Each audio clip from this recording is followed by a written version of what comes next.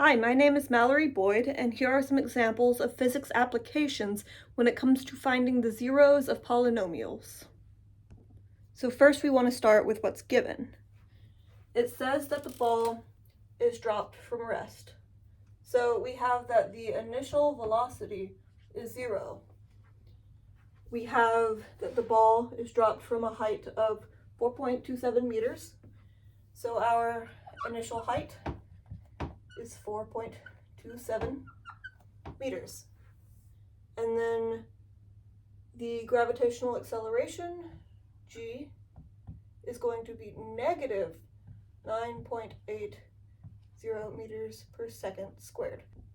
Our end goal is to find t with the information provided. Since we are working with a constant acceleration, we have to look at our kinematic equations of motion. Looking at our equations, we must choose an equation that works with the information that we have. So we're going to choose to work with this one because we have change in y, we have initial velocity, we have gravitational acceleration, and we're looking for time. This represents our change in position. So that is our final position, which is 0 at ground level, minus our initial position, which is 4.27 meters.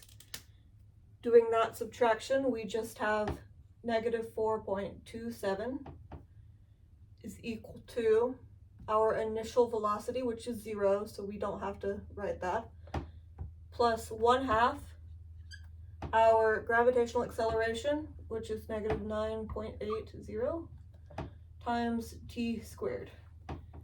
So to solve for t, we have to divide both sides by 1/2 times negative 9.80. So I'm going to write t is equal to negative 4.27 divided by 1/2 negative 9.80. And then we need to square root both sides to get t over here. And plugging this into a calculator, we should be able to find the time. This gives us the answer 0.93 seconds. And that's how much time it takes the ball to hit the ground. Now we're going to take this problem and we're going to do it in real life. For this experiment, I have measured so that from here to here is equal to 4.27 meters.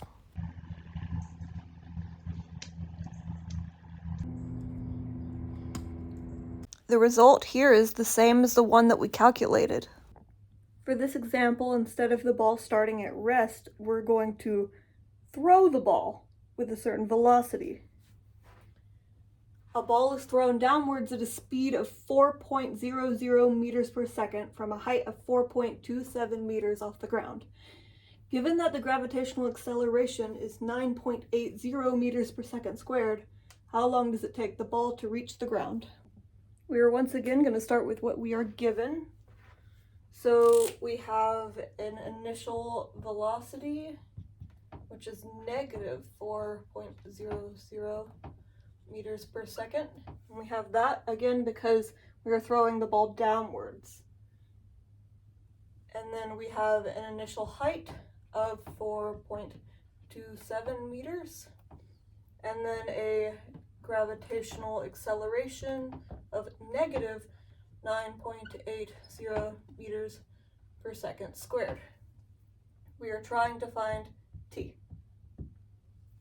We're going to use the same kinematic equation as last time, so change in y is equal to initial velocity times t plus 1/2 g times t squared.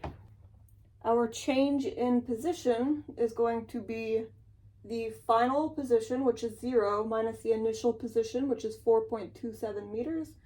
So we're going to have negative 4.27 is equal to the initial velocity, which is negative 4.00 t, plus 1/2 times our gravitational acceleration, negative 9.80 times t squared. If we rearrange this equation a little bit to set the entire equation equal to 0, we have 1/2 times -9.80 times t squared minus 4.00 t plus 4.27 is equal to 0.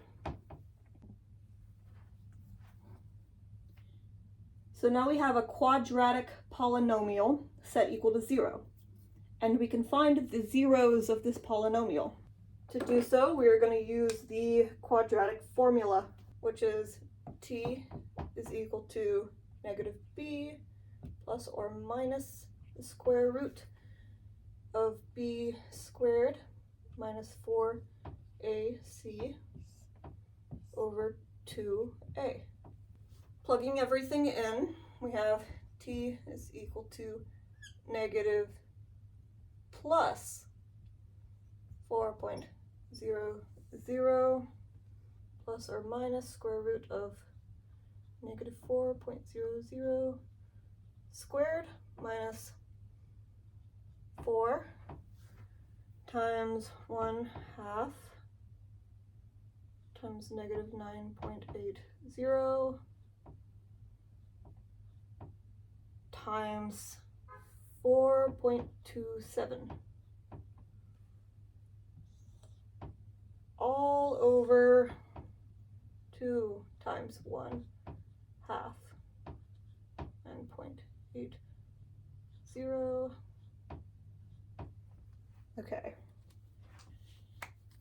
Now we need to plug this into a calculator to find two options for the time it takes the ball to hit the ground. Our results are t1 is equal to negative 1.43 seconds and t2 is equal to 0.61 seconds. Now we know that time can't be negative, so that's not an answer. We have the time is equal to 0.61 seconds, which seems about right because it should be a lot less than our last response because the ball is being thrown. So now we're going to act out this problem to see if our result matches.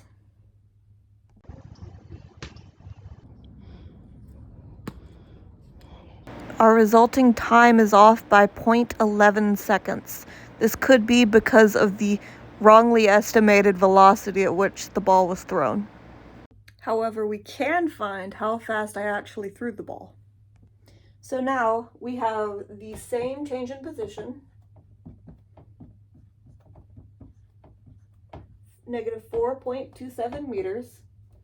We have the same gravitational acceleration, negative 9.80 meters per second squared. We have our time, which is 0.50 seconds, and we are looking for our initial velocity. We're going to use the same kinematic equation. Change in y is equal to initial velocity times time plus 1/2 gravitational acceleration times time squared. So now I'm going to rearrange it so we can solve for our initial velocity.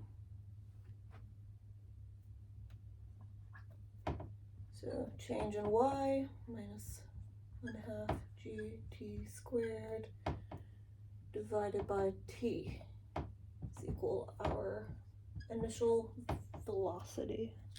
Plugging things in, we have initial velocity is equal to our negative 4.27 minus 1/2 times negative 9.80 times 0.50 squared divided by 0.50.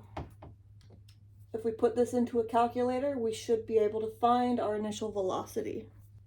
So it looks like I threw the ball at negative 6.09 meters per second, which is roughly 13.6 miles per hour. In both of our examples, we took the information that we had and turned it into a quadratic equation. Then we found the zeros of that polynomial in order to find the time that it took the ball to hit the ground. This goes to show that finding the zeros of polynomials is useful in everyday life, not only in physics, but in engineering, finance, chemistry, and much more. Thanks for watching.